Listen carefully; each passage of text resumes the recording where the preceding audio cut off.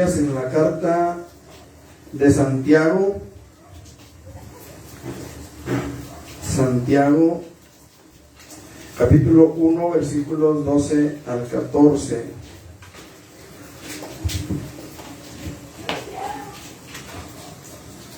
Gloria al nombre de Jesús. Santiago, hermanos, era uno de los apóstoles del Señor. De hecho, era uno de los hermanos del Señor, según lo que nos dice Marcos, el Evangelio según San Marcos.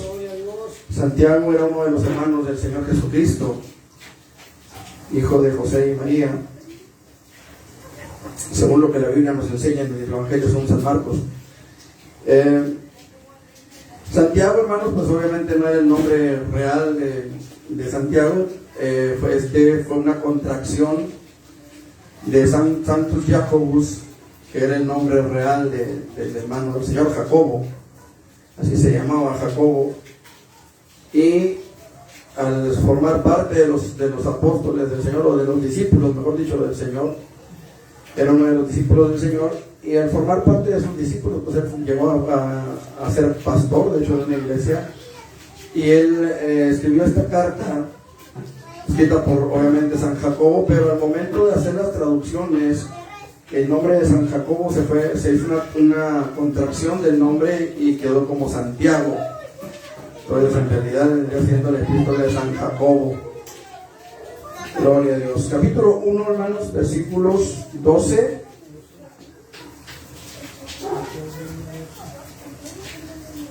al 17. Vamos a leer hasta el 18 de una vez. Ay, gracias, Señor. Para pasarle los mayotes así, este que está pesado. Ya se mató acá en la campanita. Lo tienen bien nutridos, hermano. Parecen murciélagos, moyotes estos. Gloria a Dios. ¿Lo tenemos, hermanos? Dice la palabra del Señor: bienaventurado el varón que soporta la tentación, porque cuando haya resistido la prueba, recibirá la corona de vida que Dios ha prometido a los que le aman. Cuando alguno es tentado, no diga que es tentado de parte de Dios, porque Dios no puede ser tentado por el mal, ni Él tienta a nadie, sino que cada uno es tentado cuando de su propia concupiscencia es atraído y seducido.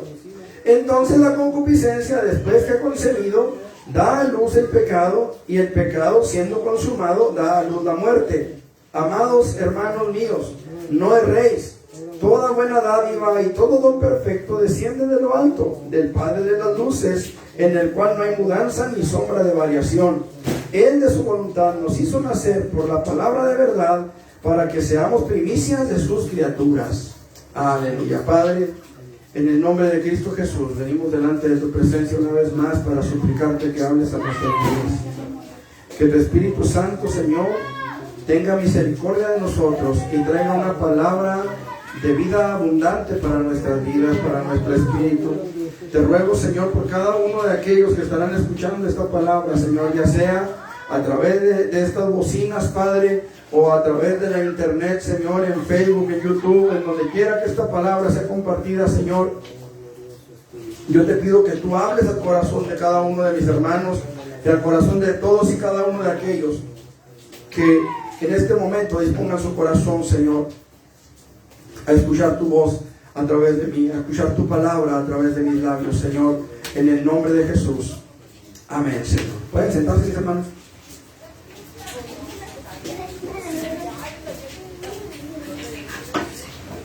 Gloria a Dios. De repente, hermanos, la Biblia utiliza palabras que a veces no entendemos, ¿verdad? De repente, aunque la Biblia ha sido traducida pues de los idiomas originales en que fue escrita, es decir, del hebreo, del griego, del arameo, ha sido traducida en diferentes tiempos. Y esta Biblia, la que yo uso, es la de 1860, si no me acuerdo. Y no, es de 1960, dicen otras revisiones. Esta es la Cosiodoro de Reina de 1569.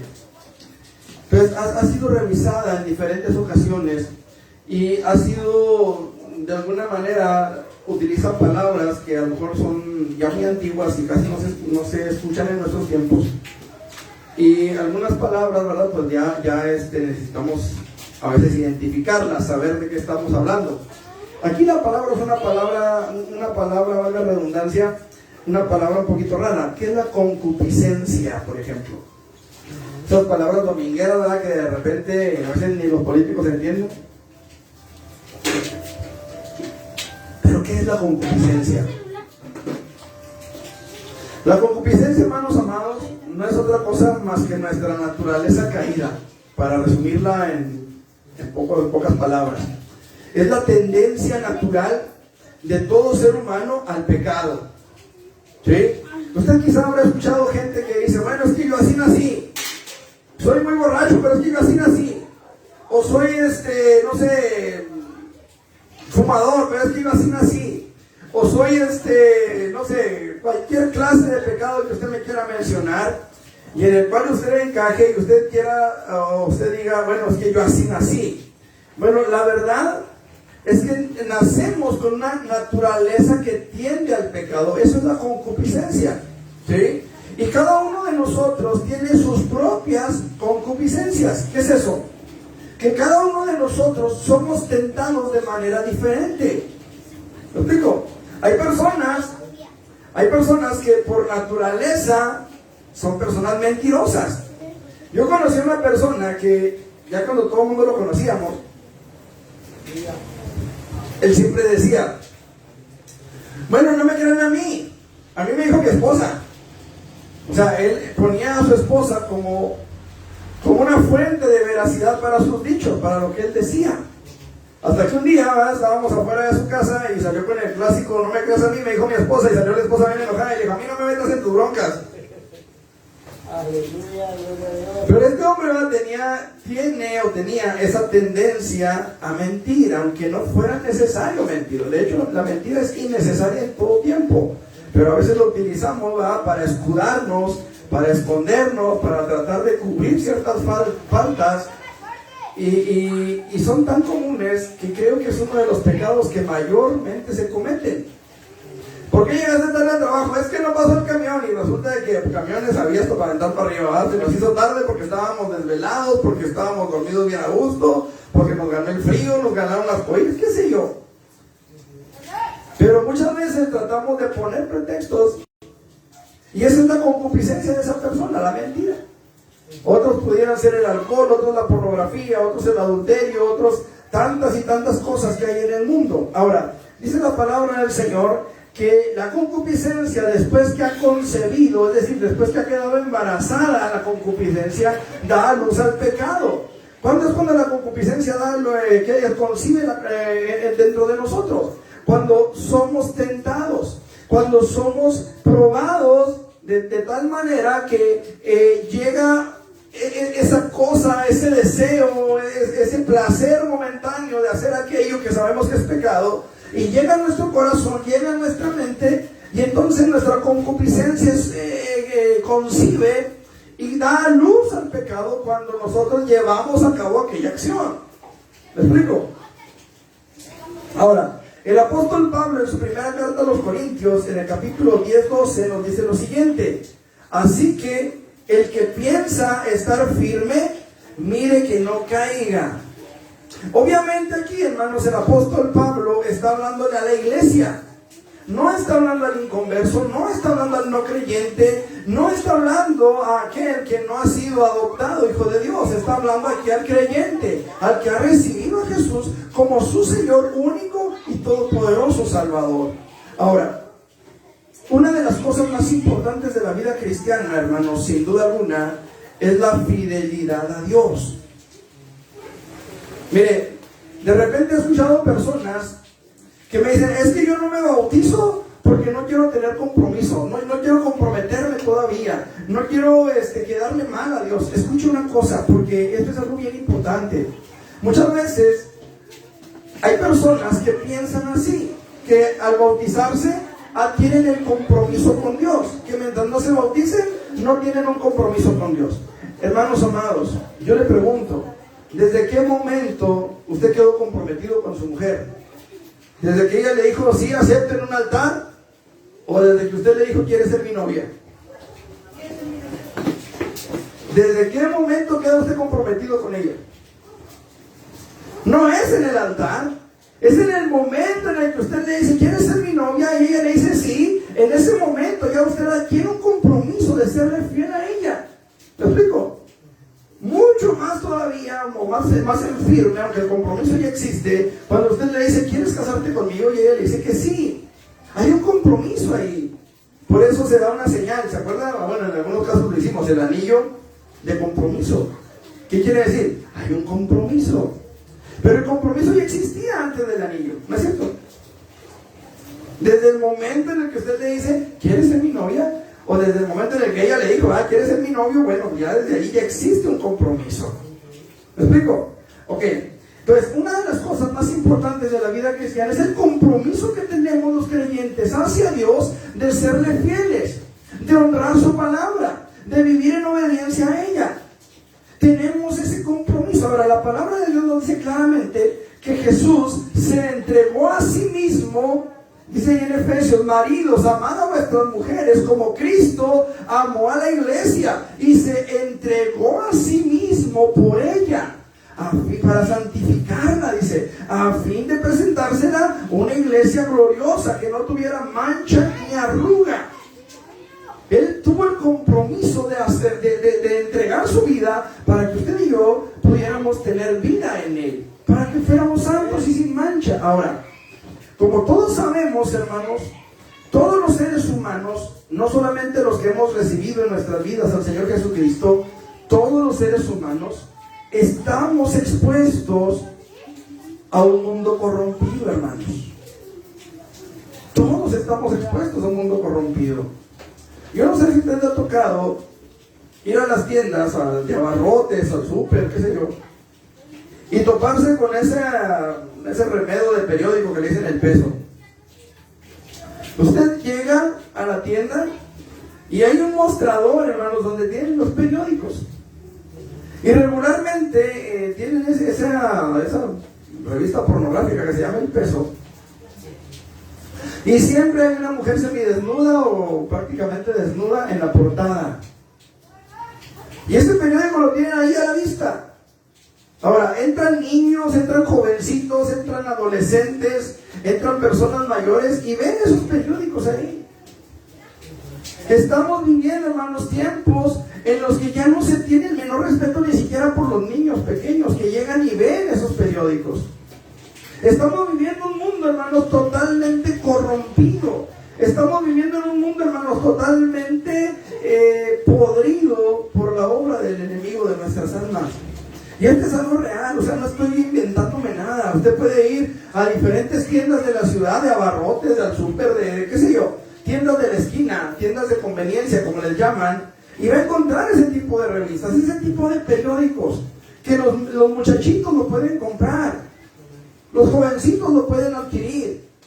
Y usted sabe, hermano amado, que estamos viviendo un tiempo bien complicado para los niños.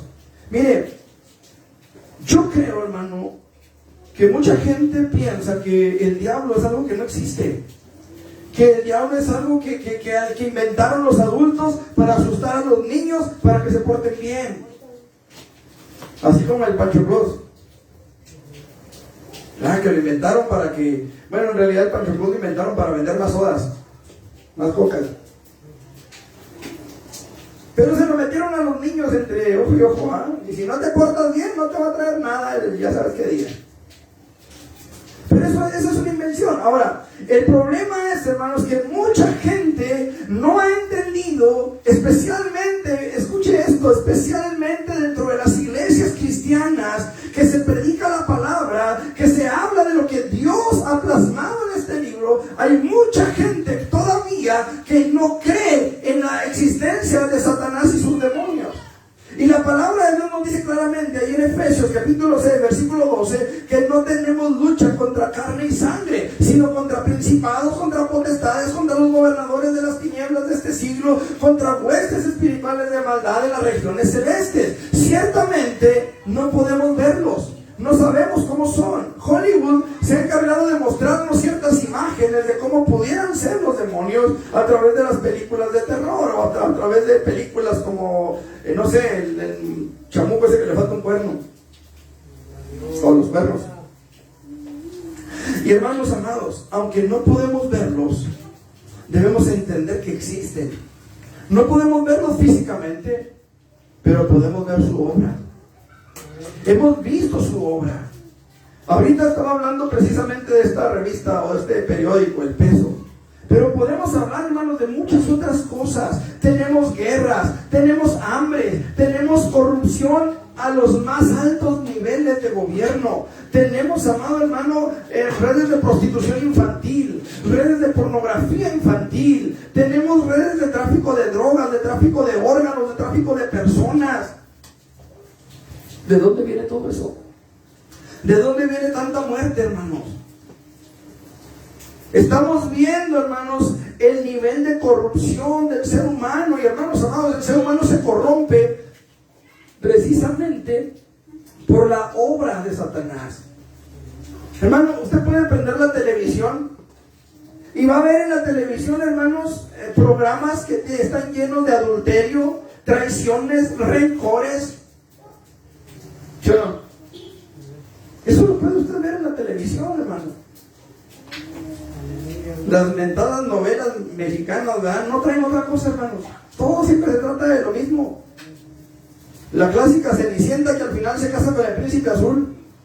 Pero en el trayecto presentan intrigas, chismes, adulterios, fornicaciones, pleitos, en fin, todo lo que está en Gálatas que nos habla de las obras de la carne, usted lo puede ver en las novelas. Y eso, hermano, mucha gente lo ve como cosas de la vida real. Es más, sacaron un programa, La Rosa de Guadalupe. ¿Y saben qué, hermano? Lo anunciaban como casos de la vida real. Cuando eran simples historias que alguien inventaba. Pero el asunto, amados hermanos, es que estamos viendo realmente lo que es un mundo corrompido. Estamos viviendo en un mundo corrompido. Y en medio de este mundo corrompido, hermanos, dice la palabra en el versículo 12: bienaventurado el varón que soporta la tentación. Escuche eso. Bienaventurado el varón que soporta la tentación, porque cuando haya resistido la prueba, recibirá la corona de vida que Dios ha prometido a los que le aman. En medio de este mundo corrupto, hermanos, en medio de la situación tan terrible que estamos viviendo en nuestros días, en medio de todo lo que estamos hablando, hermanos, la palabra del Señor todavía nos sigue invitando, nos sigue insistiendo, nos sigue pidiendo que soportemos la tentación, que soportemos la prueba. Dice aquí la palabra del Señor: bienaventurado el varón que soporta la tentación. Dice, porque cuando haya resistido la prueba, recibirá la corona de vida que Dios ha prometido a los que le aman. La pregunta es, hermanos, ¿cómo podemos resistir la tentación? ¿Cómo le hacemos? Ahorita, hace un momento, si usted lo notó, decíamos que todos nacemos con una naturaleza caída. Fíjese que la palabra de Dios es tan precisa, la Biblia es tan clara. ¿Sabe de que usted y yo regularmente crecemos como padres? Vamos creciendo y nuestros hijos van creciendo con nosotros. Y aunque sean bien vagos, nosotros siempre decimos, es que no es mal hijo, no es una mala persona, es un buen niño. ¿Sabe usted que la Biblia dice todo lo contrario? La Biblia dice, la necedad está ligada al corazón del muchacho, mas la vara de la corrección la alejará de él. Castiga al niño con vara, dice. No lo matarás, dice. Castiga al niño con vara, lo herirás, mas no lo matarás. ¿Qué prefieres en todo caso, verdad? ¿Darle la vara cuando es niño? ¿O llevarle las flores al panteón cuando es adulto? ¿O cuando está llegando a la edad adulta? Por no haberlo corregido a tiempo. ¿Qué prefieres? Ahora, hermanos, yo quiero hablarle de este tema, hermanos. Bienaventurado el varón que soporta la tentación. ¿Cómo, hermanos? ¿Cómo hacerle? ¿Cómo podemos apartar de nosotros, hermanos, la tentación? Mire, los creyentes debemos luchar y permanecer firmes contra la tentación, porque la tentación nos puede apartar de nuestro Dios. Yo no sé, hermanos, espero que haya algunos hermanos escuchando a través de las bocinas, a través del internet. Yo no sé cuánto tiempo usted tenga en el Evangelio. Quizá es recién convertido, acaba de entregar su vida a Jesús. Tal vez ya tiene 20 años, 30, 40. Qué triste será, hermanos, que después de toda una vida sirviendo al Señor, caigamos en la tentación y muramos en ese pecado y quedemos apartados de Dios por la eternidad. Así que, hermanos, quiero que veamos la manera en que podemos enfrentar la tentación, de manera que podamos resistirla a fin de no caer en ella. Y lo primero que tenemos que ver, hermanos, es que los creyentes podemos enfrentar la tentación de tal manera que podamos resistirla a fin de no caer en ella. Primero, reconociendo nuestras propias debilidades. Reconociendo nuestras propias debilidades. Dice la palabra del Señor, versículo 13: cuando alguno es tentado, no diga que es tentado de parte de Dios, porque Dios no puede ser tentado por el mal, ni Él tienta a nadie, sino que cada uno es tentado cuando de su propia concupiscencia es atraído y seducido. Ahorita decíamos que todos nacemos con una naturaleza caída, que todos nacemos con una tendencia al mal, pero escuche, todos nacemos con una tendencia muy específica al mal. Yo tengo un amigo, que este amigo me decía, mira, dice, yo puedo o pude en otro tiempo haber hecho muchas cosas. Era peleonero, era borracho, era, bueno, de todo. Dice, pero una mentira jamás, dice, jamás. Nunca en mi vida después he dicho una mentira y nunca en mi vida la voy a decir. Yo prefiero, decía él, pasar la vergüenza por decir la verdad a estarme carcomiendo yo solo, dice, por decir mentiras. ¿Y sabe qué, hermano? Hasta ahorita que yo sepa, ni una. Así que él no es tentado por la mentira. Puede ser tentado a lo mejor por el alcohol, puede ser tentado a lo mejor por una pelea, por un acto violento, pero no por la mentira. Ahora, cada uno de nosotros, hermanos, somos tentados de acuerdo a nuestra propia debilidad, de acuerdo a nuestra propia concupiscencia, de acuerdo a nuestra propia carnalidad. Y eso es algo que tenemos que entender, hermanos. Tenemos que saber distinguir, tenemos que saber identificar cuál es nuestra propia debilidad.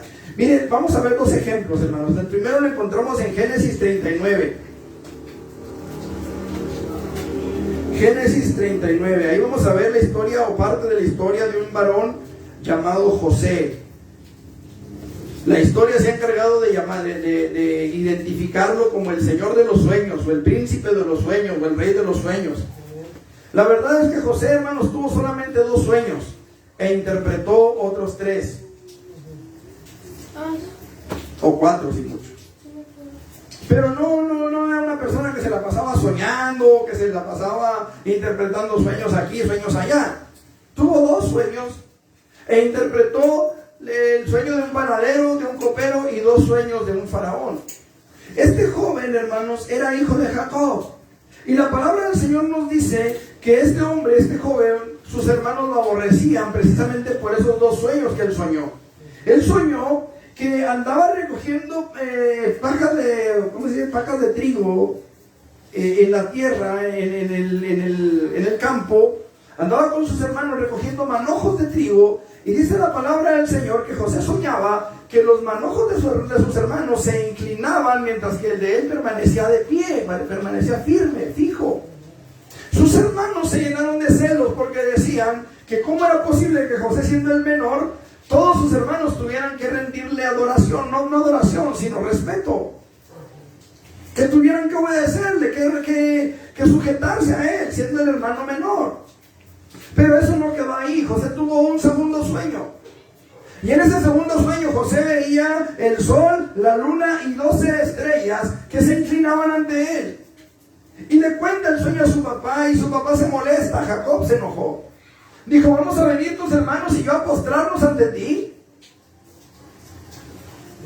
Como diría don Ramón, pues qué me echaba. Vamos a ver, dijo don Ramón. ¿Qué pasó? Vamos a ir. Hermano, los hermanos se encelaron. Se llenaron de coraje, porque aparte José era medio chismosito. Lo mandaba a Jacob a revisar a sus hermanos, a ver qué andaban haciendo, y venía José y le ponía el chisme. Se fueron a cotorrearla por allá y dejar las ovejas solas. Lo vendieron. Y yo cuidándolo. Lo vendieron a unos madianitas. Los madianitas lo vendieron en Egipto. José fue a dar a la casa de Potifar. Usted conoce la historia. Yo sí le conozco. Dice la palabra del Señor, capítulo 39, versículos 11 y 12.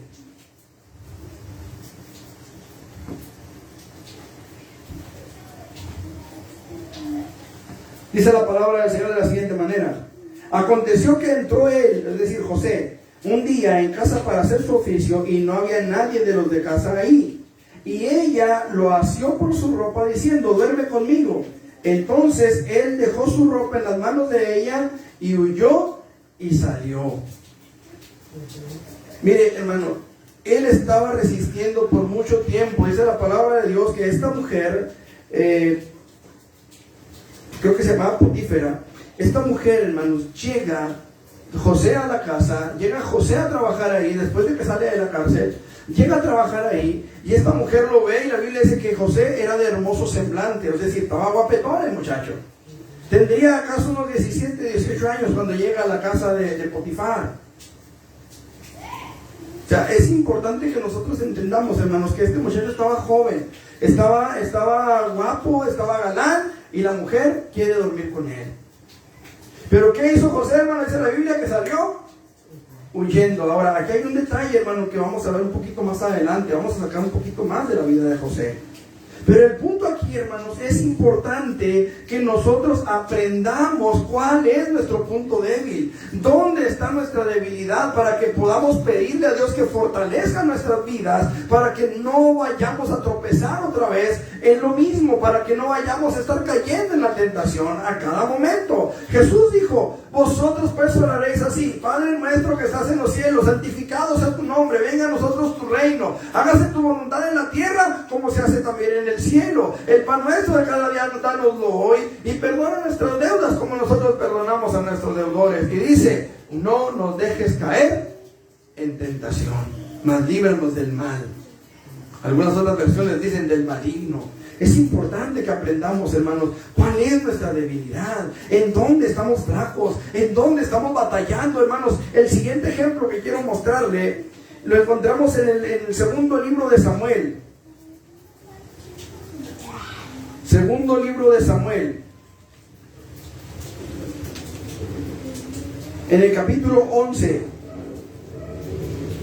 Fíjense lo que dice la palabra del Señor: y aconteció al año siguiente, en el tiempo que salen los reyes a la guerra, que David envió a Joab, y con él a sus siervos y a todo Israel, y destruyeron a los amonitas y sitiaron a Rabá, pero David se quedó en Jerusalén. ¿En qué tiempo? En el tiempo en que los reyes salen a la guerra. David, hermanos, estaba descuidado. David estaba distraído. Fíjese cómo dice la palabra: y sucedió un día, al caer la tarde, que se levantó David de su lecho y se paseaba sobre el terrado de la casa real, y vio desde el terrado a una mujer que se estaba bañando, la cual era muy hermosa. En el tiempo, hermanos, en que los reyes salen a la guerra, David estaba distraído. ¿Y cuál era su debilidad, hermanos? Dice que vio a una mujer que se estaba bañando, la cual era muy hermosa. Envió David a preguntar por aquella mujer, y le dijeron: aquella es Betsabé, hija de Eliam, mujer de Urías Eteo. Era la esposa de uno de los mejores soldados, de los más fieles soldados que David tenía. Y envió David mensajeros, y la tomó, y vino a él y durmió con ella. Luego ella se purificó de su inmundicia y se volvió a su casa. Qué tremendo es esto, hermanos. David era el rey y él podía hacer lo que él quisiera porque él era el rey, o al menos eso pensaba David. Pasaron 2 años, hermanos, después de la muerte de Urías, para que viniera el profeta Natán y confrontara a David y le dijera: rey, un hombre que tenía una cordera, una sola corderita, y había otro que tenía muchas corderas en su casa, y vino una persona, un invitado a la casa del que tenía muchas, y ese tomó la única que tenía la otra persona y la sacrificó para presentársela para que el otro comiera. Y David dijo: ese tal debe pagar 4 tantos. Y Natán le dijo: tú eres un rey.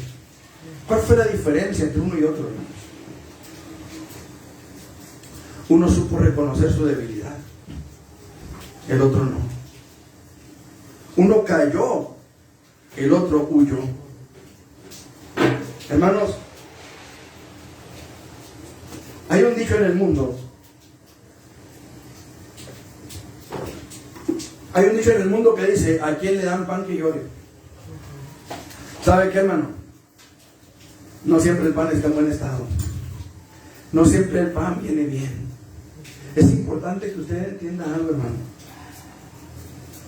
Tenemos que aprender cuál es nuestro punto débil para que podamos evitar ese punto débil, para que podamos fortalecernos en el Señor. Si yo sé que algo me va a hacer daño, hermano, yo tengo que evitar eso que me hace daño.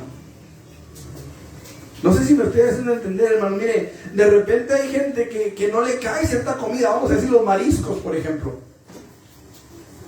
¿Qué es lo que tiene que hacer? Pues no comer mariscos. Y si lo que le gusta es la carne de cerdo, pero la carne de cerdo le produce malestar estomacal, le produce alguna alergia, ¿qué es lo que tiene que hacer?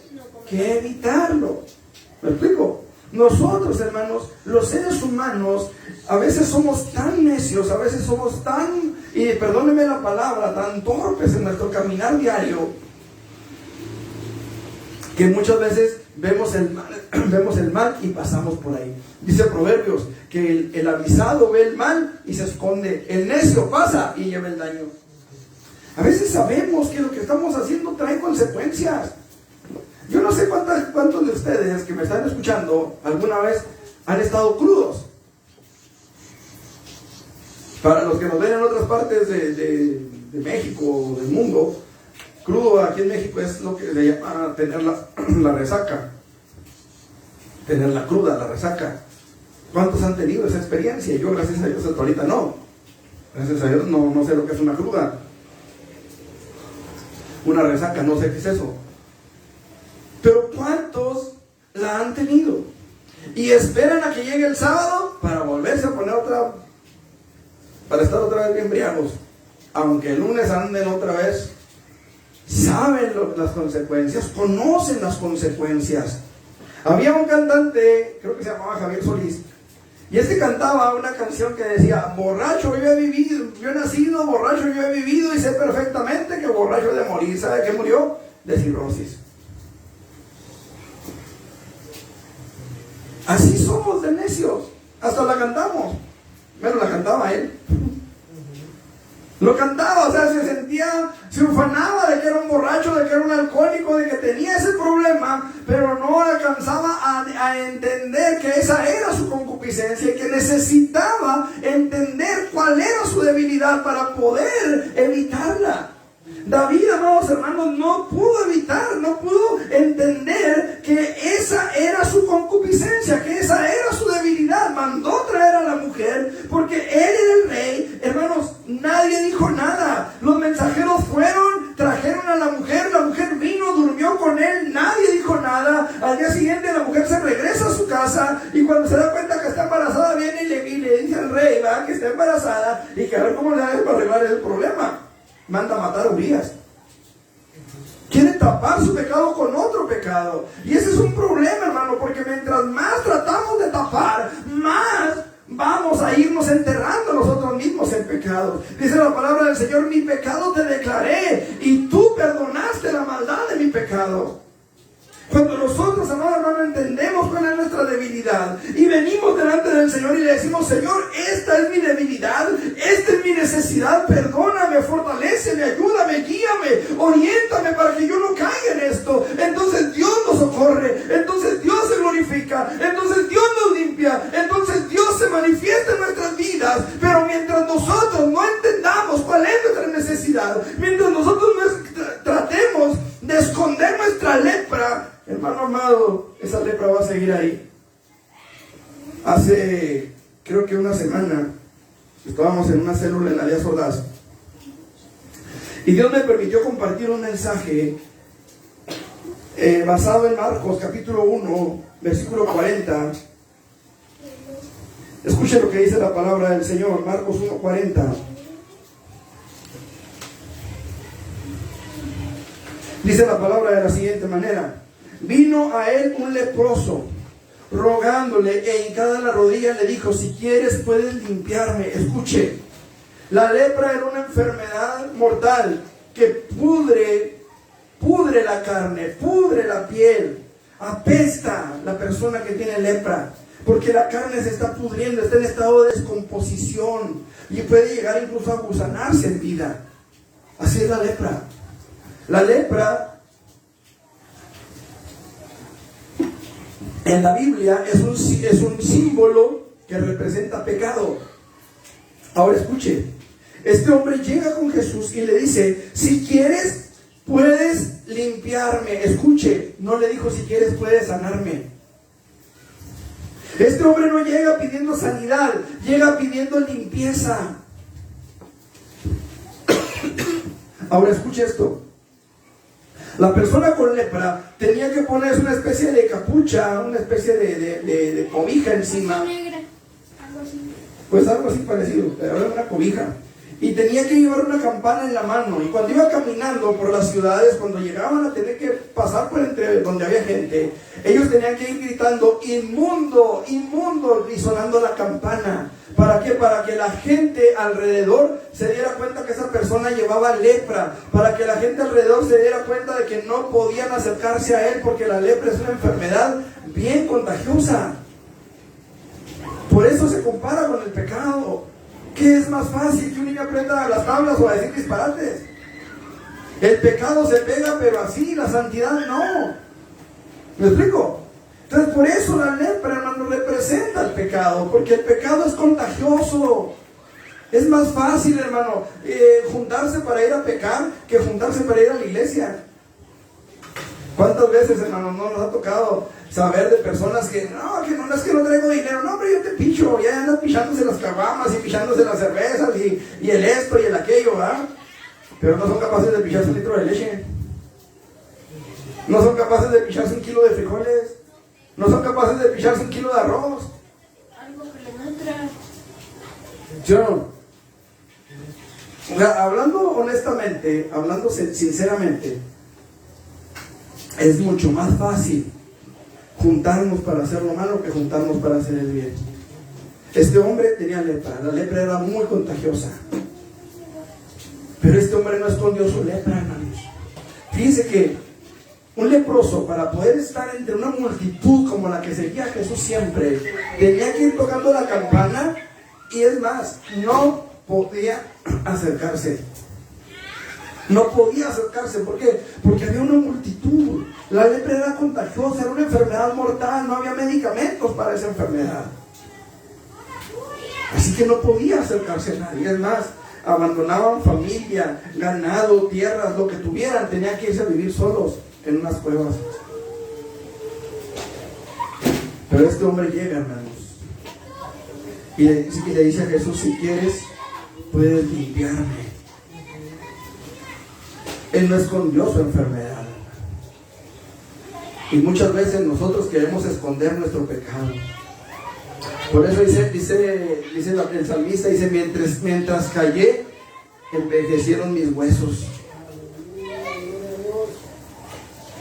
Envejecieron mis huesos, se secaron, dice, como los verdores del verano, como los aires del verano que vienen y secan.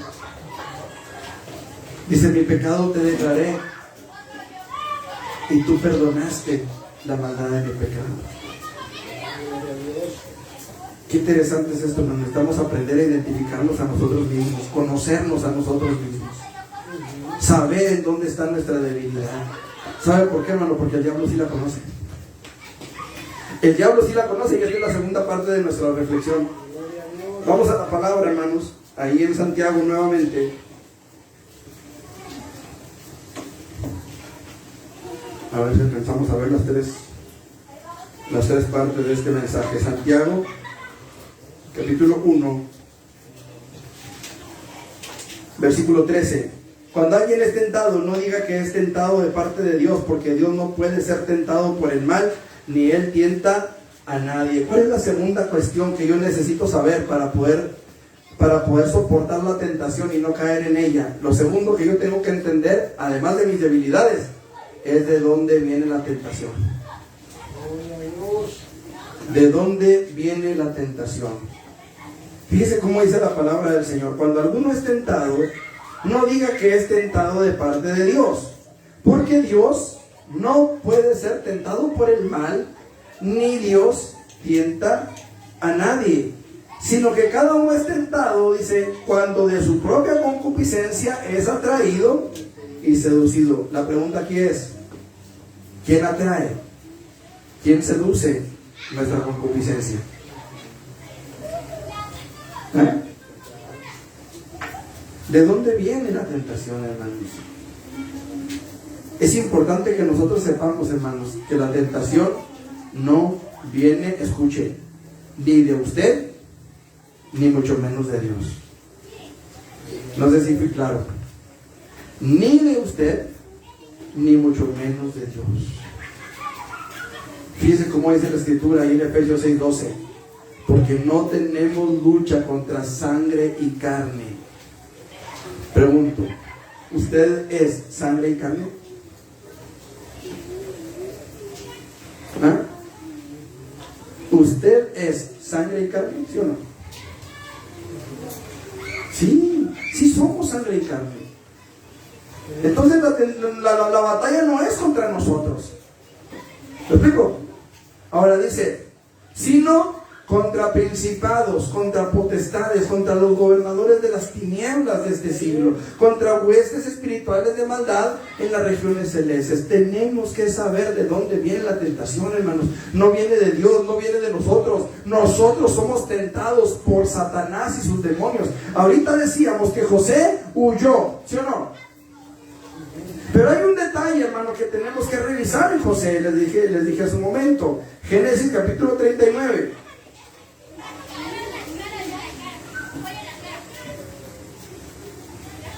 Versículo 12. Génesis 39, 12. Dice la palabra del Señor de la siguiente manera: y ella lo asió por su ropa diciendo, duerme conmigo. Entonces él, dice ahí cómo, él dejó su ropa en las manos de ella y huyó y salió.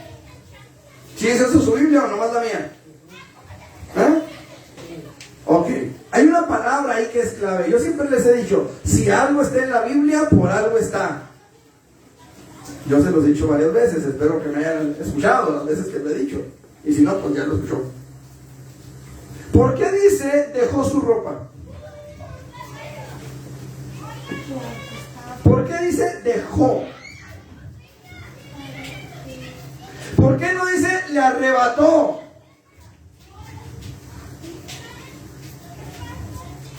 ¿Por qué no dice se la rasgó, se quedó con ella a fuerza? No, la palabra dice que él dejó su ropa. ¿Por qué?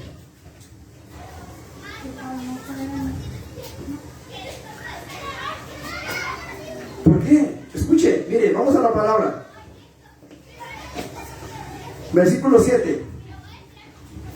Aconteció después de esto que la mujer de su amo puso sus ojos en José y dijo, duerme conmigo. Y él no quiso. Y dijo a la mujer de su amo, he aquí que mi señor, es decir, Potifar, no se preocupa conmigo de lo que hay en casa. y ha puesto en mi mano todo lo que tiene. No hay otro mayor que yo en esta casa, y ninguna cosa me ha reservado sino a ti, por cuanto tú eres su mujer. ¿Cómo pues haría yo este grande mal y pecaría contra Potifar? ¿Dice eso? No dice eso. ¿Cómo pues haría yo este gran mal y pecaría contra mi padre deshonrándolo? ¿Eso dice? No. ¿Cómo pues haría yo este gran mal y pecaría contra Dios? José, hermanos, pudo entender de dónde venía la tentación. Esto no venía de parte de Dios. Esto no venía de parte de Dios. Escuche, hablando ella a José cada día y no escuchándola él para acostarse al lado de ella, para estar con ella, aconteció que entró él un día en casa para hacer su oficio y no había nadie de los de casa allí. Y ella, dice, lo asió por la ropa, o sea, lo agarró de la ropa. ¿Sí? Lo agarró de la ropa, diciendo, duerme conmigo. Entonces él dejó su ropa en las manos de ella y huyó y salió. Pregunto, ¿cómo es que dejó la ropa? Ahí. No, yo sé dónde, pero la cosa es cómo. Para juntar con una tentación. Así es. Es importante que nosotros entendamos, hermano. José muy probablemente estuvo a punto, pero logró entender que esa tentación, que ese deseo, que esa situación no venía de Dios. Y esto es algo, hermano, que muchas veces nosotros como cristianos necesitamos recordar. Esto como cristianos, hermanos, es importantísimo para nosotros que lo sepamos y lo entendamos. Necesitamos entender de dónde viene la tentación, porque muchas veces, hermanos, se nos van los pies, se nos van las cabras al monte, como luego dicen, y vamos y téngale. ¿Por qué? Porque se nos olvida de dónde viene esa tentación. La Biblia dice, hermanos amados, allá en Apocalipsis, que Satanás ha descendido a la tierra con gran ira, sabiendo que le queda poco tiempo. ¿Poco tiempo para qué? Para arrastrar la mayor cantidad de gente. La palabra del Señor dice, hermanos, que Satanás va a tratar de engañar, si le fuera posible, ¿aún a quiénes? A los escogidos. Y hermano amado, si nosotros no entendemos eso, si a nosotros se nos olvida, si a nosotros se nos va la onda y no entendemos que Satanás está allí, que Satanás, dice la palabra de Dios, hablando del apóstol Pedro, el diablo como león rugiente anda alrededor buscando a quien devorar. Si nosotros, amado hermano, se nos olvida, si a nosotros se nos va la onda y no entendemos de dónde viene esa tentación, vamos a caer, vamos a sucumbir. Es necesario que entendamos de dónde viene. Es importantísimo, hermanos, que nosotros sepamos que Satanás no tiene buenas intenciones para con nosotros. Nunca las ha tenido y nunca las va a tener. La palabra del Señor es clara. Satanás ha sido homicida desde el principio. El ladrón, dice, no viene sino para hurtar, matar y destruir. Mire, el diablo le puede ofrecer todo, no le va a dar nada y le va a quitar todo lo que pueda. Gloria a Dios. El diablo es así, hermano. El diablo nunca le va a bendecir. El diablo nunca va a querer bendecirlo. Usted puede, si usted quiere, ir y hacer un pacto con él. Pero lo cierto es, hermano, que no hay lealtad entre demonios. Satanás nunca va a respetar un pacto que haga con usted. Jamás. Siempre su intención va a ser destruir su alma en el infierno. Hay un libro que se llama Él vino a dar libertad a los cautivos. Y en ese libro, hermanos, se menciona la historia de una bruja llamada Elaine o Elena. Y esta mujer, hermanos, pasó por muchos tormentos antes de que una persona viniera y le hablara del evangelio y le ayudara a salir de ese pacto satánico que tenía. Escuché en cierta ocasión un testimonio que era una mujer que aparentemente, y digo aparentemente porque esto solamente es algo pues es una experiencia que ella narra y que parece ser que Dios le permitió llegar al infierno, conocer el infierno para dar testimonio de lo que es el infierno. Y esta mujer habla de una zona en el infierno donde era una especie de pasillo, que había muchas celdas en ese lugar. Y en las celdas había almas, una alma en cada celda. Y había fuego que salía del piso de las celdas, del techo de las celdas y de las paredes de las celdas. Y todas las almas hacían lo posible, ¿verdad?, por pegarse a la reja de las celdas, porque querían evitar el fuego que había tanto en el piso como en el techo y en las paredes. Pero dice esta mujer que da este testimonio, dice, el Señor Jesús estaba conmigo a un lado, dice, y de pronto apareció una figura en el pasillo. Y dice, era Satanás. Y había una mujer en una de las celdas que empezó a gritar, esto no es lo que tú me prometiste, esto no es lo que yo acordé contigo. Tú tenías un pacto conmigo en el que cuando yo viniera aquí, tú me ibas a respetar, me ibas a dar un trato especial. Y dice esta persona que Satanás abrió la reja, sacó a la mujer de los cabellos y se la llevó arrastrando y le dijo, ven para darte lo que te prometí.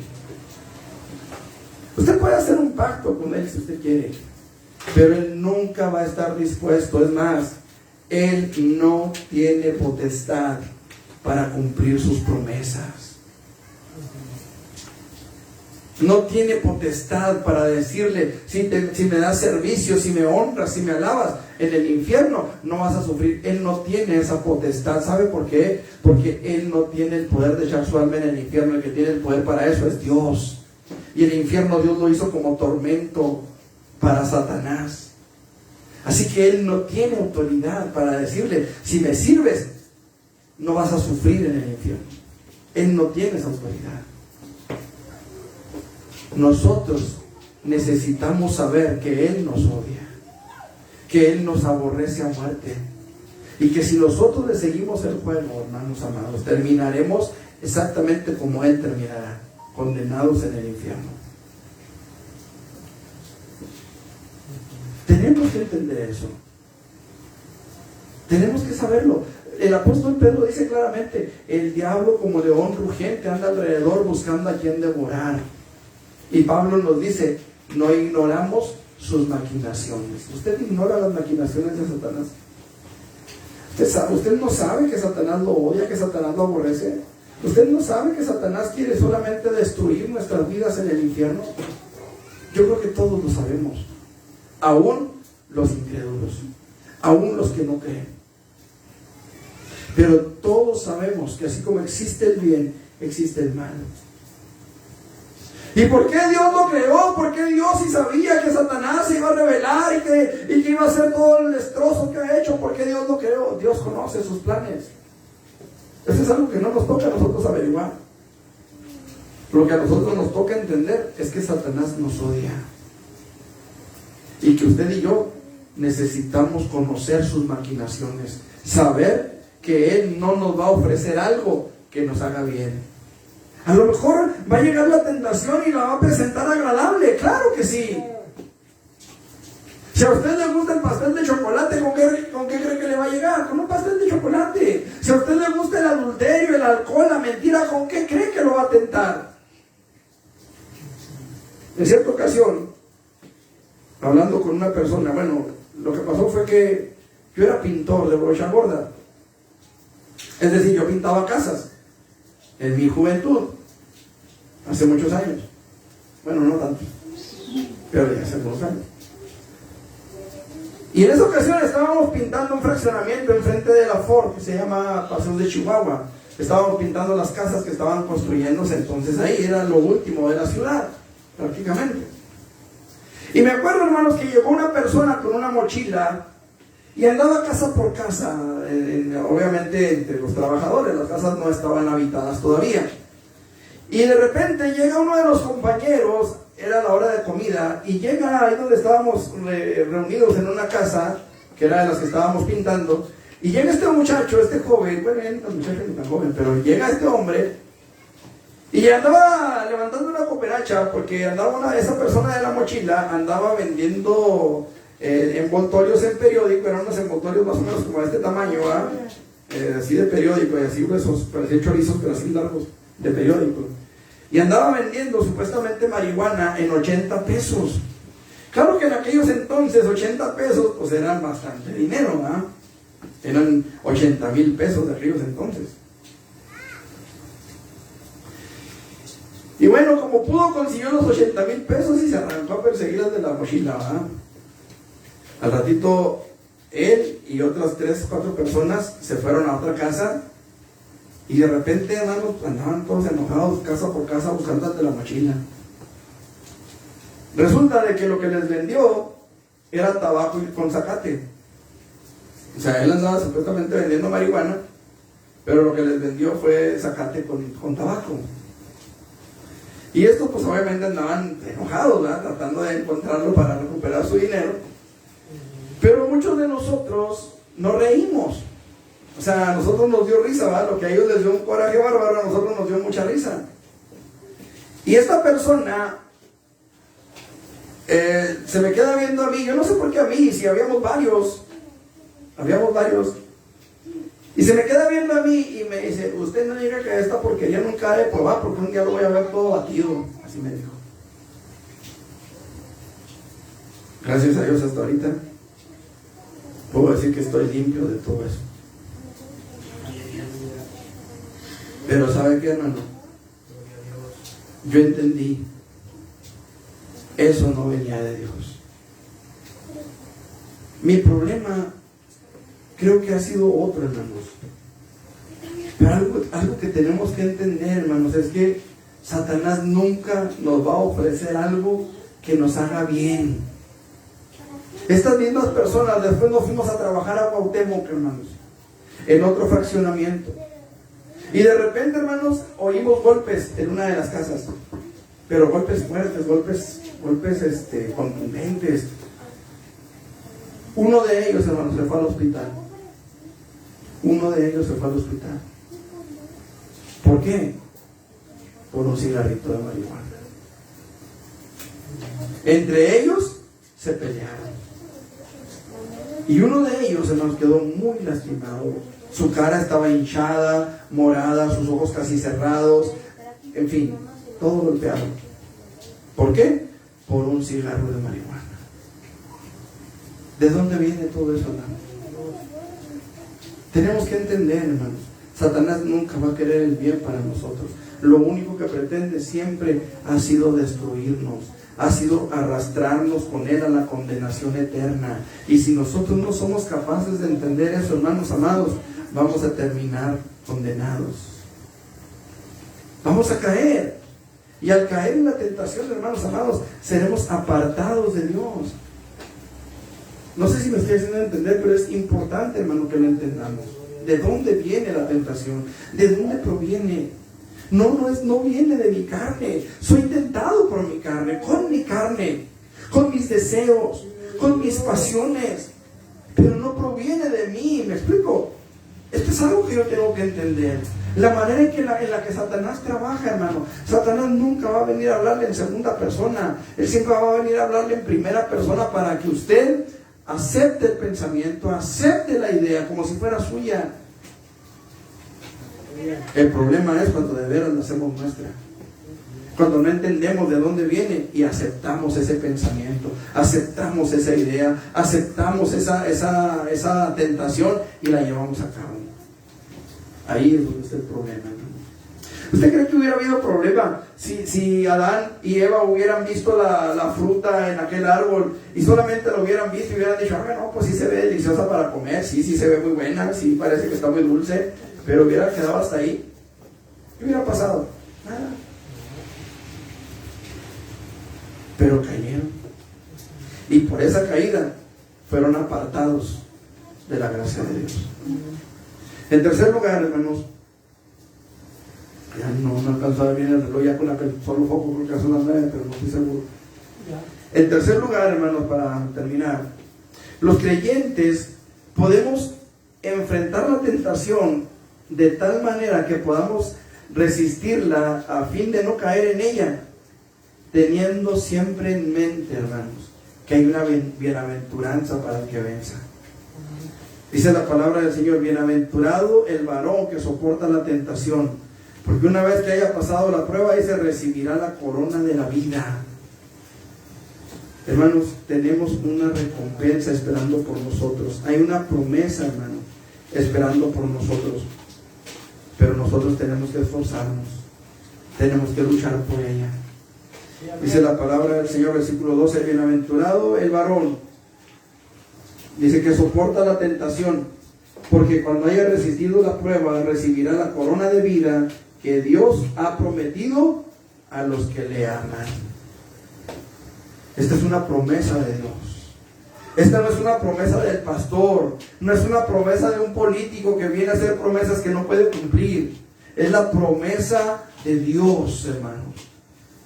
¿Cómo tengo yo la certeza de que Dios va a cumplir su promesa, hermanos? Hay 3.573 promesas de Dios en este libro y muchas se han ido cumpliendo. Podemos ir a Mateo 24, podemos ir a Mateo 25, podemos ir a Isaías, podemos ir al libro de los Salmos. Y vamos a ver, hermanos, que muchas de las profecías se han estado cumpliendo en nuestros días. El profeta Daniel profetizó las grandes migraciones que estamos viendo. Dice el profeta Daniel que muchos correrán de un lugar para otro. ¿Qué está pasando en México? ¿Qué está pasando en Chiapas, en Guatemala, en El Salvador, en Honduras? ¿Qué está pasando, hermano? Usted puede pasar por cualquier semáforo y casi en cualquier semáforo va a encontrar gente de otro país pidiendo ayuda. Sí, por eso digo, ¿qué está pasando aquí? Está en Daniel, está profetizado en el libro de Daniel. La palabra del Señor nos dice, amados hermanos, que el anticristo vendrá y sacrificará una marrana en el templo de Israel. Ahorita no hay templo en Israel, pero ya están en planes de construirlo. Hay una publicidad que están mandando por Facebook en la que se está invitando a la gente a ser partícipe de la reconstrucción del templo de Israel. ¿Qué quiere decir? Que el anticristo ya está por llegar, ya está por aparecer. Es decir, hermanos, que la Biblia tiene cumplimiento. Mucha gente ha dicho, ¿y cómo saben que la Biblia es la palabra de Dios si la escribieron hombres? Y tiene un montón de errores, y tiene un montón de contradicciones, y tiene un montón de... Hermanos amados, esta palabra se cumple. Si este libro, hermanos, no fuera inspirado por Dios, este libro no se cumpliría. Pero este libro tiene cumplimiento. Este libro tiene cumplimiento. 700, 800, 900, miles de años antes de que Cristo naciera, ya estaba profetizado su nacimiento. Y tú, Belén Efrata, no eres la más pequeña de mis siervos, de los hijos de Israel, porque de ti me saldrá un guiador. ¿De dónde nació Jesús? La Biblia dice que sería llamado Nazareno. ¿Dónde vivió Jesús? La Biblia dice, de Egipto llamé a mi hijo. ¿A dónde fue Jesús cuando la persecución de Herodes? La palabra de Dios tiene cumplimiento, hermanos. Hay una promesa en la palabra para usted y para mí. Y la palabra de Dios dice, retén lo que tienes para que ninguno tome tu corona. Por esto, amado hermano, nosotros necesitamos tener siempre presente en nuestra mente y en nuestro corazón lo que nos espera después. Dice la palabra del Señor que Jesús, por el gozo puesto delante de Él, sufrió la cruz menospreciando el oprobio. ¿Cuál era el gozo puesto delante de Jesús? ¿Por qué Él sufrió la cruz, hermanos amados? Por usted y por mí. Si usted y yo, hermano amado, tenemos la esperanza de entrar un día al reino de los cielos, si usted y yo tenemos la esperanza un día de estar en la presencia de nuestro Dios, entonces no podemos olvidar su promesa. Entonces tenemos que estar firmes en su promesa y entender que Él viene por nosotros. Él está a las puertas. La palabra del Señor está cumpliéndose de una forma precisa. Parece un reloj, hermanos amados. Y eso lo tenemos que tener en mente, tenemos que tenerlo en cuenta, porque el Señor viene por un pueblo santo, por un pueblo limpio, por un pueblo sin pecado, sin mancha ni arruga. Y es ahí, hermanos, donde nosotros necesitamos poner el dedo en el renglón y no quitarlo de ahí. Tenemos que saber que Dios es fiel a su palabra, que Dios es fiel prometido y que Él viene por un pueblo limpio de pecado, por un pueblo que Él lavó. Estaba viendo un video de un hombre que estaba evangelizando a un muchacho. Y este varón le pregunta al muchacho, ¿has mentido alguna vez? Y el muchacho le dice, sí, ¿y tú? Y él le dice, sí, por supuesto. ¿Has robado algo alguna vez cuando niño? ¿Y eso que te convierte? Bueno, ¿y tú no has robado? Sí, de pequeño también. Y todo lo que el varón le preguntaba, ¿has robado, has mentido, has adulterado, has eso, has hecho esto, has hecho aquello? Y el otro muchacho le decía, sí, usted, ¿a poco usted no? Usted también. Y el varón le decía, por supuesto que sí, claro que sí lo ha hecho. La Biblia dice que no hay justo ni aún uno. Pero también la palabra de Dios nos dice, todo aquel que tiene esta esperanza en Él, se purifica a sí mismo, así como Él es puro. Así que, amado hermano, tenemos que tener en cuenta siempre, número 1, cuál es mi debilidad. Número 2, de dónde viene la tentación.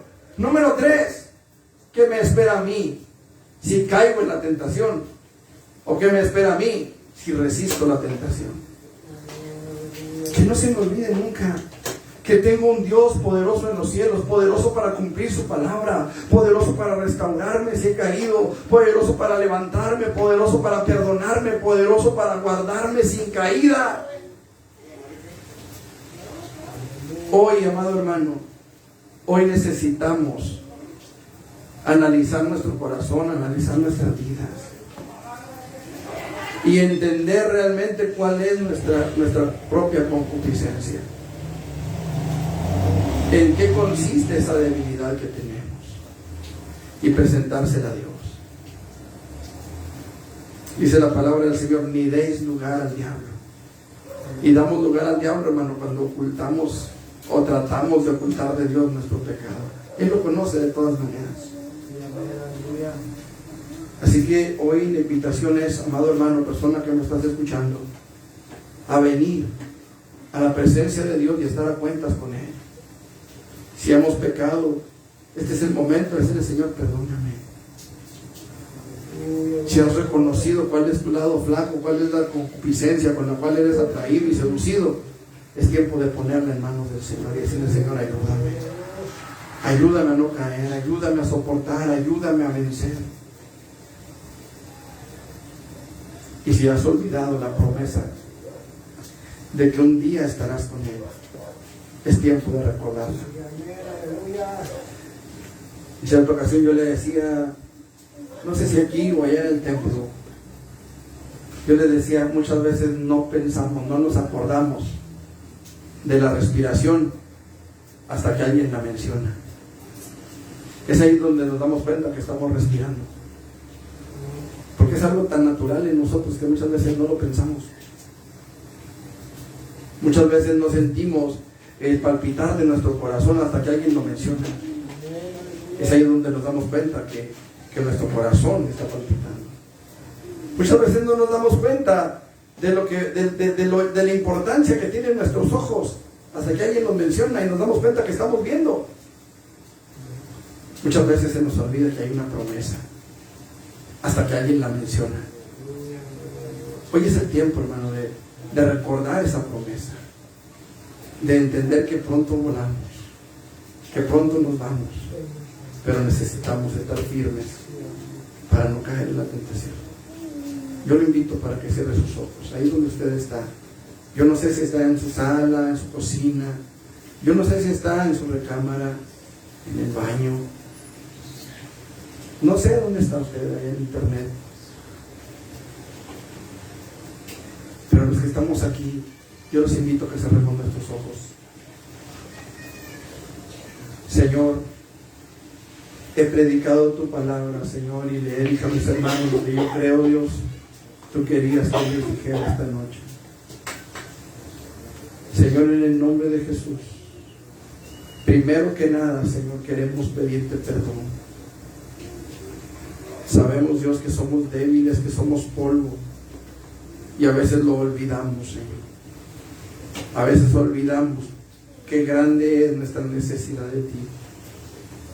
A veces olvidamos, Señor, cuán grande es la promesa que tú nos has hecho de que un día estaremos en tu presencia. A veces olvidamos, Padre, que no podemos darle la espalda a Satanás, porque él, como león rugiente, anda alrededor buscando a quien devorar. Padre, perdónanos. Perdónanos si hemos olvidado todo esto, Señor. Y si hemos caído, si hemos tropezado, Señor, perdónanos. Te lo suplicamos en el nombre de Cristo Jesús. Perdónanos, Señor, por cada tropiezo, por cada caída, y ayúdanos a levantarnos, Señor. Ayuda a todos aquellos que no te conocen, Señor, que no han tenido un encuentro personal contigo. Ayúdalos a conocerte, a rendir sus vidas delante de ti. Permite que tu Espíritu Santo obre, que se manifieste, Señor, de tal manera que siempre podamos tener presente en nuestro corazón la esperanza bienaventurada de todo creyente de estar un día, Señor, en tu presencia en la eternidad. Y si hubiera alguien en esta noche que no ha rendido su vida a Jesús, yo quiero invitarle en esta noche. Quiero invitarle de parte de Dios. Dice el apóstol Pablo, como si Dios rogara por medio de nosotros: reconciliaos con Dios. Yo quiero invitarle en esta noche para que ahí donde usted está, usted le pida perdón a Dios por todos sus pecados, en el nombre de Jesús. Pídale perdón al Señor por cada adulterio, por cada mentira, por cada blasfemia, por cada robo, por cada vez que ha deshonrado a sus padres, hablando mal, diciendo palabrotas ofensivas, por cada vez que ha deshonrado a sus padres, pecando contra Dios, mintiendo, robando, asesinando, codiciando, blasfemando el nombre de Dios.